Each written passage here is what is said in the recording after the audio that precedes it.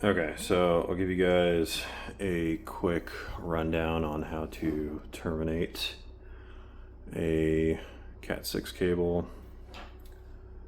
So the first thing I like to do is flush trim it. So this is your multi-tool for that. Your cutoff section will be on the side with the one blade, not this side. So take my wire, put it in here. Now it's perfectly cut off. You also will have a stripping end, which is right here. This blade will come down, squeeze the wire, then you rotate around and pull it off. So again, feed it about here, rotate around, and you're gonna score it so now you can crack it off. Okay. Now you can take your rip cord, peel off all of this. I definitely recommend using Ethernet scissors, if you want to call them that. So trim off the rip cord. Take your strands, open them up.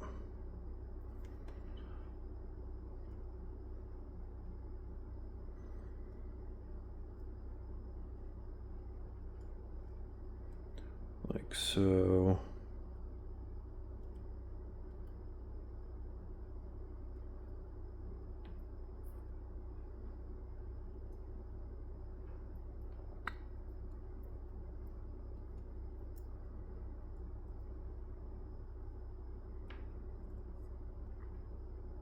I like to untwist them to the base, basically.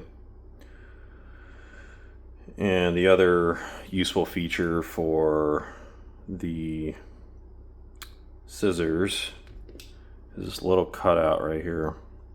The one closer to the base is larger, so for Cat6, the other one's for Cat5. So use this one. It's your, see how they're all crinkly? It'll fix that. So put it here, put your thumb in there, pull. I like to do it from a second angle. It's either straight. So I'm going to do that to all the wires.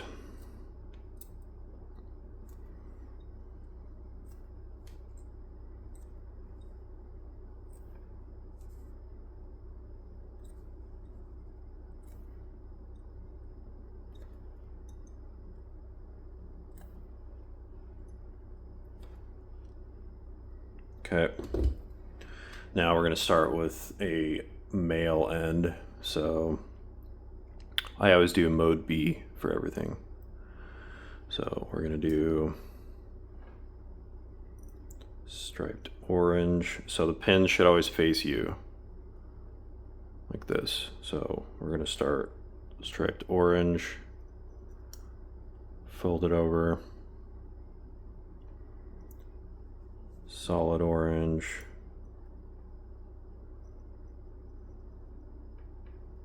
fold it over, striped green,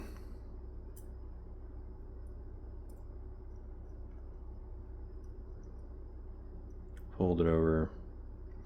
Now we're going to do solid blue,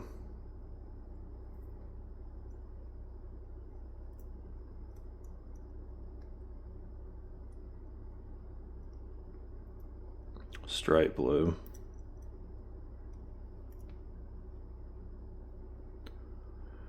solid green,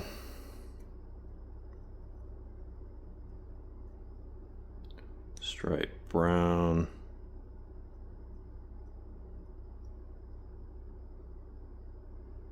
solid brown.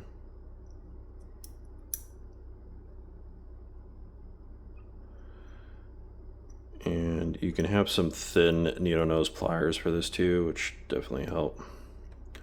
So now what I like to do is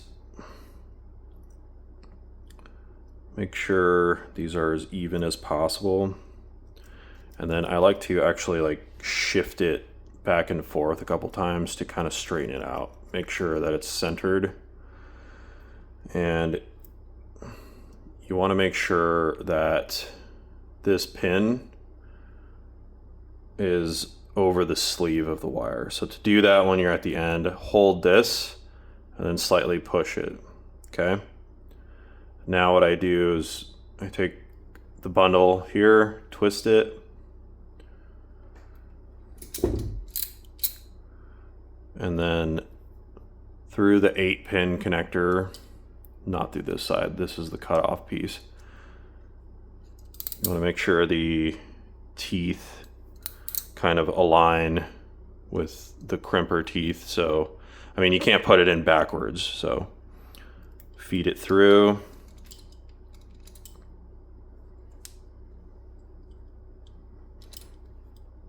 Like so. So it's seated all the way down.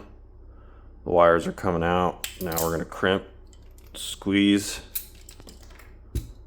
and you have made your male end. Now we're going to do the same on the other end with a keystone. So I'm going to cut this, and again, this cut is not too great, so you want to trim it off. Okay, so it's flat. And then we're going to strip it again.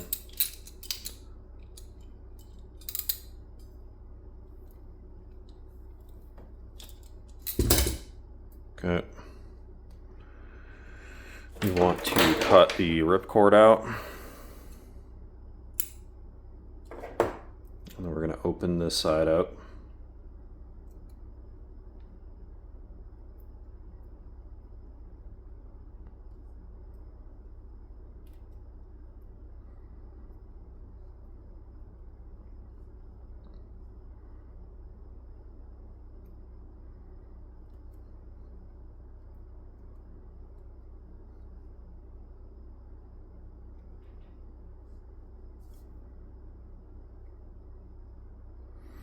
So for this end, you don't necessarily have to straighten them out, but it does help. I'm not going to for demonstration purposes. So you get your keystone.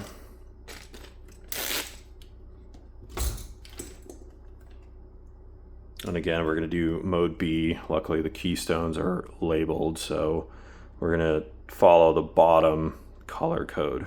So in this case, we'll do solid and striped, like so. This is your punch down tool.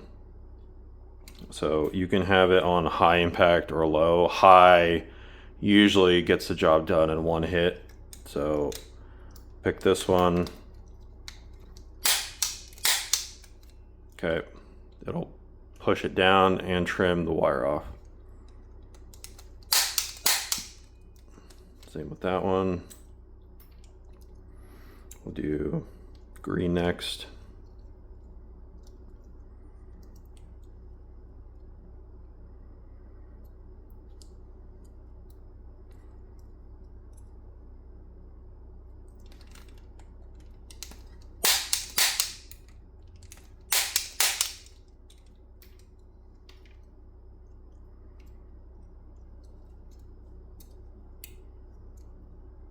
Brown, stripe brown.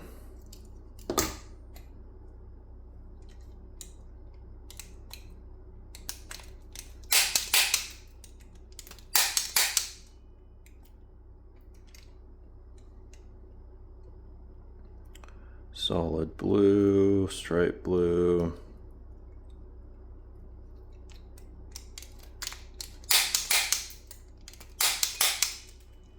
Okay, and then we'll put the caps on this.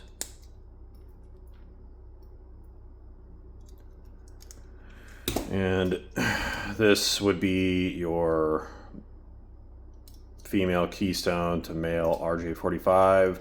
Granted, you could make a cable with 2 of these ends or 2 of these ends, depending on what you're doing. And for testing purposes, I can get my toner and take the other end. So I'll plug that into here. Okay. I'm gonna just plug a random patch cable I have into this end. And then if we plug it into our tester, we should see all 1 through 8 showing good, which they do. So this cable tested back good and everything's operating as it should.